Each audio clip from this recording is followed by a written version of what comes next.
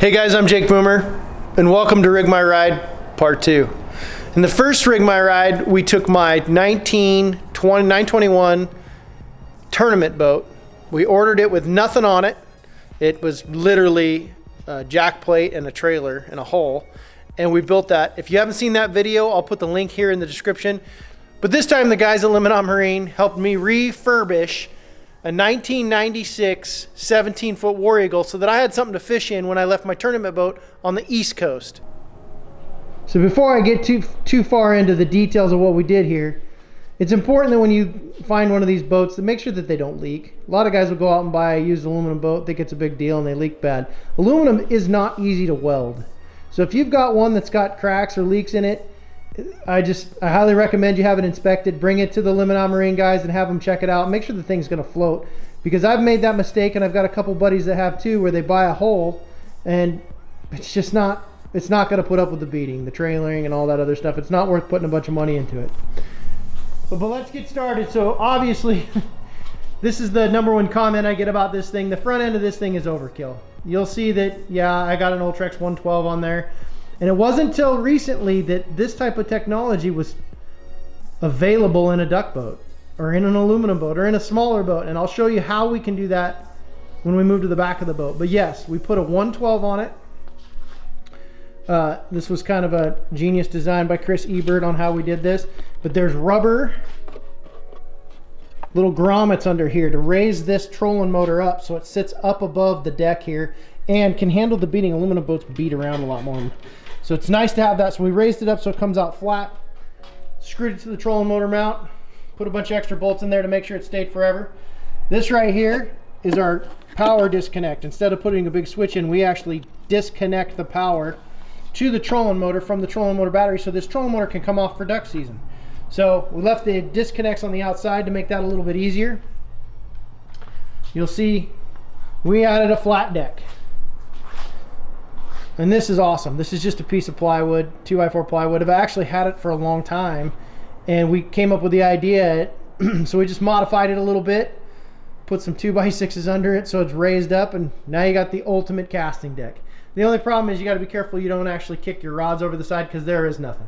But it's probably the best boat to flip and pitch out of that I've ever been in, because there's nothing that gets in the way. And yes, we added a 360.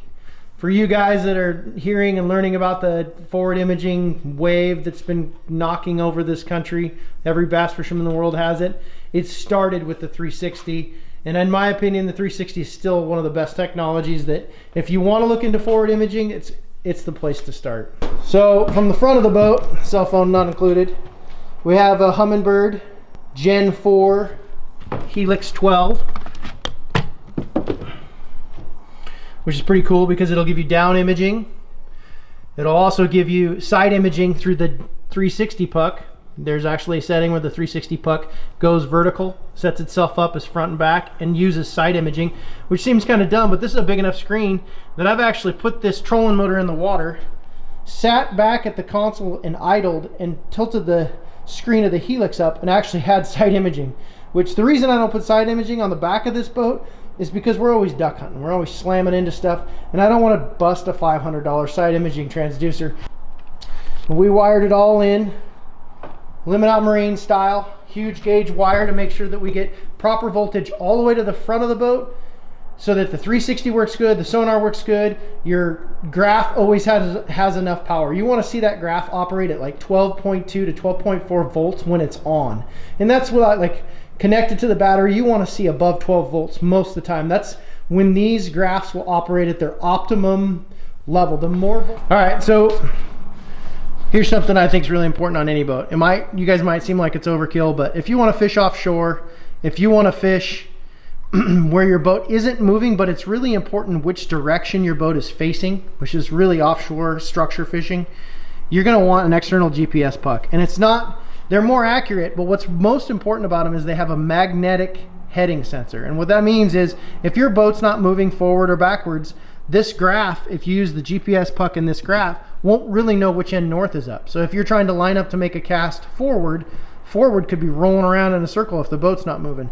So you get these external GPS pucks. Everybody makes them, but they have a magnet in them, and it's a magnetic heading sensor, so it'll always be able to tell you which direction you're facing, even if you're not moving.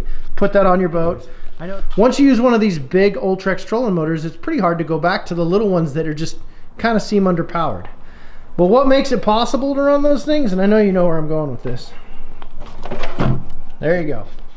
LimitOutMarine boys came up with a plan.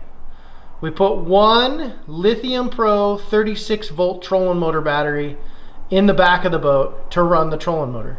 So I know that everybody thinks that lithium batteries are really expensive, and they were at the beginning, but they've come down in price quite significantly. But what they allow you to do in a boat like this is you have enough space to run a 36 volt trolling motor, and you don't have all the extra weight. And if you look at like buying 3 batteries for a boat like this, 3 lead acid batteries, I mean, this day and age, a really good one's going to be about $200, $250. 3 of those is $750. This particular battery retails for $1,200 and has a 5-year warranty. And so I think it's becoming a wash as lithium battery prices come down. They become more feasible. And a build like this, where we just don't have the space and we definitely don't want the weight, this is the perfect situation. I charge this particular battery with an external battery charger, and I'll show you that. Right here under the seat, I just carry it around with me. It's pretty simple. It's Lithium Pro's external battery. It's awesome. It's the way it charges in an hour and a half, 2 hours tops. I bought a single bank charger for my cousin because he bought a brand new boat, and I used this particular charger here installed in the spare space we have because we only have one trolling motor battery. So I installed a single bank charger for the cranking battery. All right, the other thing too, this particular boat has an aluminum 17-gallon gas tank. So I throw this in here so I remember, because a lot of the times in these aluminum boats, guys will fill them up and then not use them for months at a time. After about a month, you start to have gum and varnish issues with fuel. And so throw this stuff in there, fuel treatment. I used to just use Seafoam's fuel treatment until they came out with Marine Pro, which is designed to help deal with the ethanol and water issues associated, especially with like an aluminum tank, right? As it gets cold, it sweats. It gets water in it, condensation. So always treat your fuel with something like Marine Pro, which has been awesome. Then use a fuel water separator to protect your motor. So we added a hydraulic jack plate, obviously. This particular is called a Micro Atlas jack plate. It's designed for motors up to 150 horsepower. It's perfect for this little Yamaha 70, which I'll get into here in a little bit. But yeah, you can't have a duck boat without a jack plate. This Yamaha F70 was on this boat before we had LimitOutMarine put all the cool parts on it. But because I was going to start using it for bass fishing, I had Chris here. He supercharged it for me. So it's got how big a volume supercharger? It can go up to like 80 psi. So that turns a 70 into like a 300. Yeah, that's what I thought. It runs like about a 300.